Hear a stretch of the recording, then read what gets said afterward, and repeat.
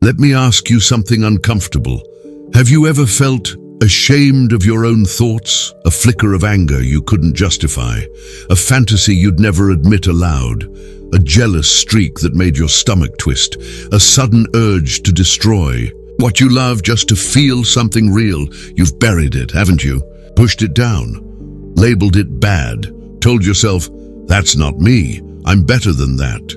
But what if I told you that shadow you fear, the one you've spent your whole life trying to suppress, is the very key to your strength?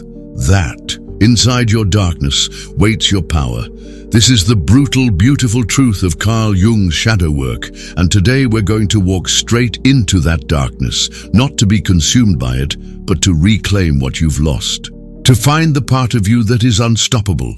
Carl Jung wasn't afraid of the dark. He believed that what we hide, repress, and deny, our shadow, is not just a problem to be solved, but a portal to transformation. Jung said, "One does not become enlightened by imagining figures of light, but by making the darkness conscious." Let that settle. This means your healing, your strength, your potential isn't in pretending to be perfect. It's in facing what you fear most about yourself and learning to love it. But what is the shadow really? And how can something so dangerous, so painful, so terrifying be the very thing that sets us free? To understand that we have to go back, not to childhood, not to trauma, but to the most ancient battle inside the human soul, the war between what we show and what we hide, because every time you were told to be nice, stay quiet, don't be angry, don't cry, don't want too much, a piece of you was exiled. You didn't lose your power. You were taught to fear it. And the shadow is the graveyard of all that you are, and were never allowed to be. It's your aggression, your hunger, your pride, your lust, your fear, your wildness, your pain, your chaos, your rage, your brilliance. It's the version of you that refused to be tamed. And here's the paradox Jung reveals.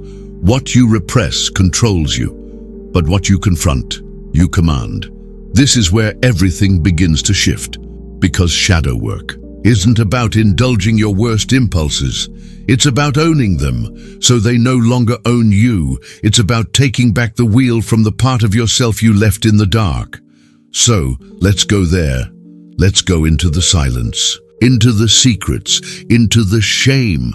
Let's do the work, because on the other side of that darkness is the real you, the powerful you, the unstoppable you. You want to grow. You want to be strong. You want to finally stop sabotaging your own life. But something keeps pulling you back.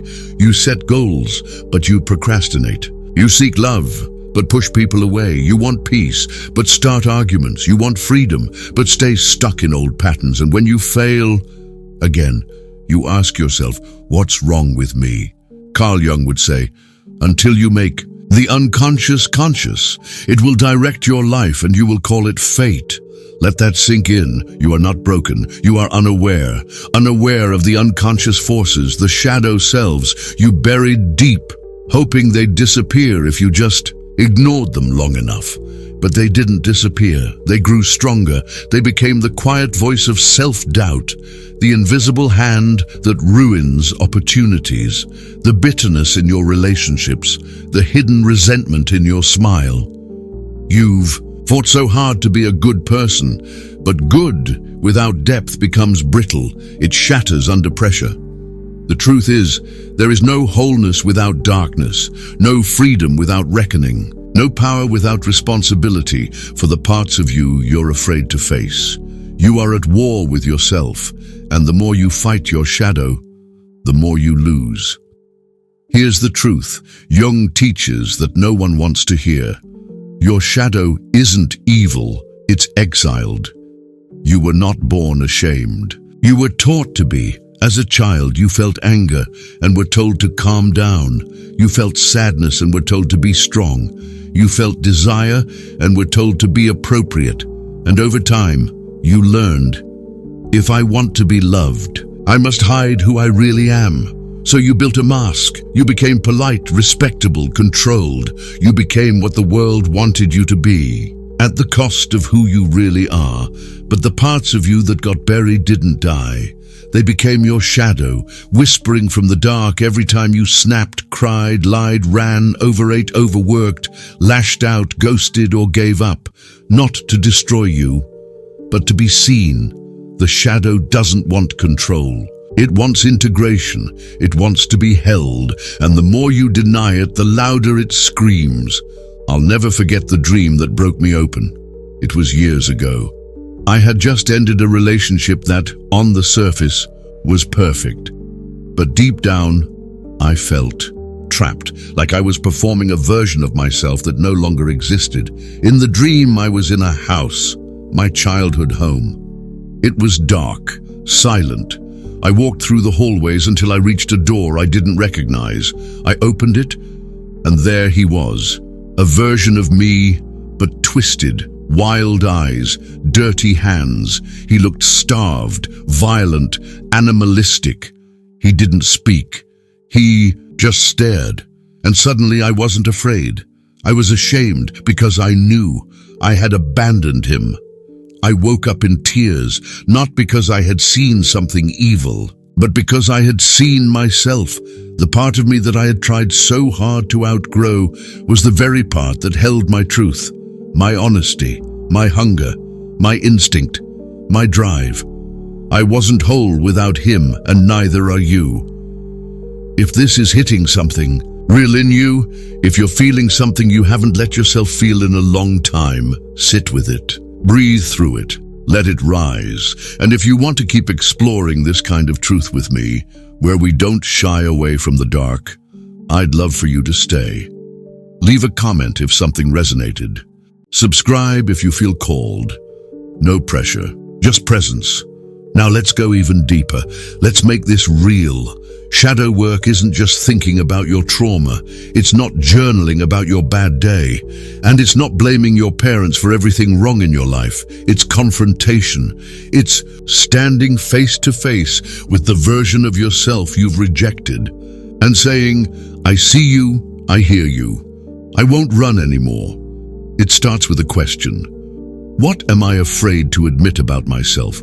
Not to the world, not to your friends, to yourself. Let the answers come without judgment. I'm jealous of people who are happier than me. I like control, even when I pretend I don't. Sometimes I want to be loved more than I want to love. Part of me enjoys being angry. It makes me feel powerful. I sabotage things because I don't think I deserve them. These aren't confessions, they're keys. Each one is a doorway into your unconscious, a flashlight into the corners of your soul, and the goal isn't to fix them, it's to understand them. Jung once said something remarkable. The gold is in the dark. Think about that. Not in the light, not in the love, not in the safe places. In the dark, your shadow is. Where your gold is hidden. Why? Because behind your rage is your power to protect. Behind your lust is your passion. Behind your fear is your intuition. Behind your envy is your desire to grow. These negative traits are not bad. They are energy, misdirected, unrefined, mislabeled. Shadow work is how you transform them into tools. You don't kill your shadow. You befriend it, you listen, you feel, you dialogue, you integrate. That's how poison becomes medicine. That's how the war within becomes peace. Here's something practical. It's simple, but brutal. The mirror method. Stand in front of a mirror, look into your eyes, not your face, not your flaws, your eyes, and ask, what part of me have I been running from? Say it aloud. Speak from your gut. Let it be messy. Maybe it's your ego, your hunger, your shame, your loneliness, your past. Don't correct it. Don't explain it. Just speak it now. Listen for what it wants to tell you. This moment might feel silly, emotional, angry, strange, but something ancient happens when we face ourselves without armor. That is where real change begins, not from self-improvement, from self-reclamation. Here's A psychological weapon Jung revealed that will change how you see the world. Everything that irritates us about others can lead us to an understanding of ourselves. In other words, you project your shadow onto other people. You criticize what you secretly fear in yourself. You hate the selfish because part of you is selfish. You mock the sensitive because part of you is afraid to feel. You resent the confident because you're afraid to be seen. Every person who triggers you is a mirror, not of who they are, but of what you've disowned. This is hard to accept because we want to believe our judgments are righteous, that we're right to feel what we feel, but Jung shows us the outer world is a map of the inner war. Until you integrate your shadow, you'll keep seeing your pain in everyone else. You've been told to find yourself, but Jung would say, you were never lost. You've always been here, your light, your dark, your brilliance, your chaos, your courage, your fear, your ambition, your shame, all of it. You were never supposed to kill your ego. You were never meant to rise above your darkness. You were meant to hold it, to love it, to listen to it, because the goal isn't perfection. The goal is wholeness, integration.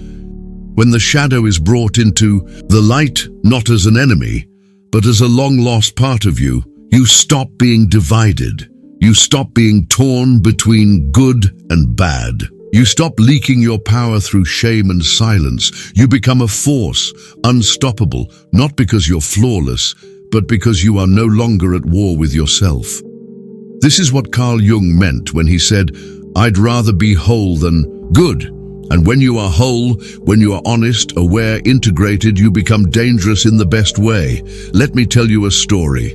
There was once a man who lived his whole life trying to be liked. He said yes when he meant no. He smiled when he wanted to scream. He gave when he was empty. People called him kind, but he was tired, hollow, angry. One day he snapped, not at others, at himself. He realized he wasn't kind. He was afraid of being abandoned, afraid of being disliked, afraid of being himself. So he did something radical. He stopped apologizing for his truth. He let himself feel rage, and it gave him clarity. He let himself feel lust, and it awakened desire. He let himself feel grief, and it broke him open. He let himself feel hunger, and it showed him what he truly wanted. And for the first time, he felt alive, not perfect, but real. That man is in all of us, waiting for the moment we decide we're done being afraid of who we really are. If this has stirred something in you, don't run from it. Sit with it.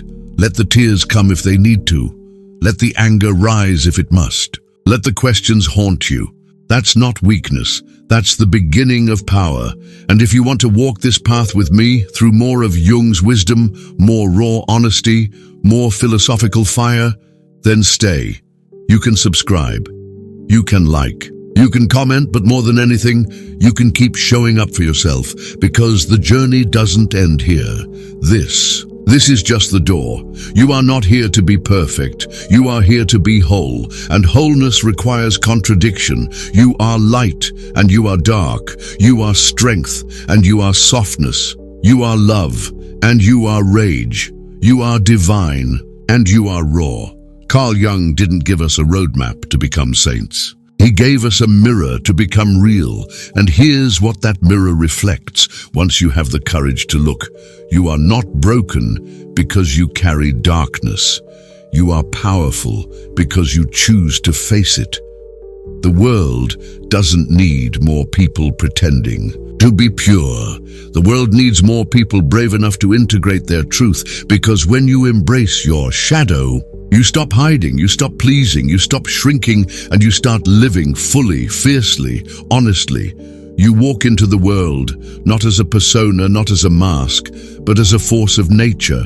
You speak without asking permission. You love without bargaining. You walk without shame. You become unstoppable, not because you've escaped your shadow, but because you've become one with it, not to others, but to the lies you once told yourself, to the masks you wore, to the illusions that kept you small. This is the power of the shadow, not as a monster to fear, but as a guardian of your untapped strength. So walk with your shadow. Let it guide you to the places you've refused to go. Let it whisper the truths you were afraid to hear. Let it remind you, you are not just the person you show the world. You are the silence behind your smile, the fire beneath your fear, the storm inside. Your stillness, and that is sacred. You are not here to be good. You are here to be whole, and the whole truth includes the dark. So go not to escape your shadow, but to meet it, to reclaim it, to honor it, to become it, and in doing so, become you. If this meant something to you, if a part of you feels a little less alone right now, then don't let this end with a scroll. Let it live in you, let it change you, and if you ever need a voice to walk with you into the dark again, you know where to find me.